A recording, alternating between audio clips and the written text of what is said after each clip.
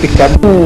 yang pelindung atau yang ada mana bro yang clear yang atau hana atau ai paju le tupai atau macam han selamanya atau yang hanai menjam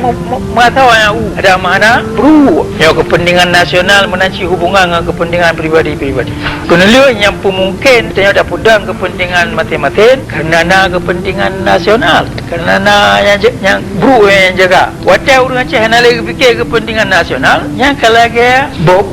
asau hana bro panena menyana paju hidupai ma panena hana paju hidupai kan terjana hidupai kaya jadi menyana dah semikir kan yo ketio hang kemah dah puda kepentingan pribadi yo hanya kali lum bahas dalam buku Aceh ba mata dunia padung dona yang kali baca hana mentiro na buku yang no kan yang payah baca kelai mandum ma hanti wate balum buka ekonomi bantah kebudayaan bantah agama bantah Aceh kalau pingat itu nama kalau ulang-ulang tapi hana Islam mana jamaah artinya kepentingan umum. Kita yang kemah ada puting kepentingan pribadi, yang ada puting kepentingan nasional, ada puting kepentingan bangsa. Dan kepentingan bangsa kena lebih penting daripada kepentingan pribadi.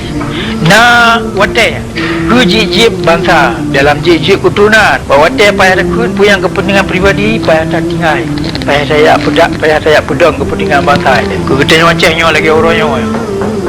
Dia matanya. Yang kalau payah luti anak rumah lebih Pak Amerika payah lebih awal macam ya pegang. Campur lagi ada tu dia. Payah luti anak rumah kampung ke ya beli ke ya muslimin. Contoh yang kagubi dia tu tengoknya hanya tersedot contoh yang betul. Maka kerana kepentingan pribadi tengok anak kemai ada pedang kena lihat menyana kepentingan bangsa kemai ada pedang. Dan yang diperintah oleh Allah tiba alaikumul qital pada kata kerana wajib perang dan anak kena lihat kepentingan jamaah hang kemai ada pedang menyana tak mau perang. Misal kepentingan ekonomi bangsa Aceh hang kemai ada pedang menyana yo kepentingan ekonomi bangsa Aceh yo tabau kepentingan kepentingan bangsa ya kepentingan ekonomi bangsa Aceh hang kemai ada pedang bangsa bonangro menyakon bangsa bonangro ruh lampu banyak urut cara pentingan nafsi dia kemudian ya hang kemai ada pedang kepentingan ekonomi bangsa Aceh kepentingan politik kita hanya merdeka kerana dia tabau bangsa tapi kemerdekaannya hang kemai ada pedang menyana ruh Bandung urang Aceh mana ada mutabuh jadi dalam kepentingan bangsa kita bangsa hanya ada mutabuh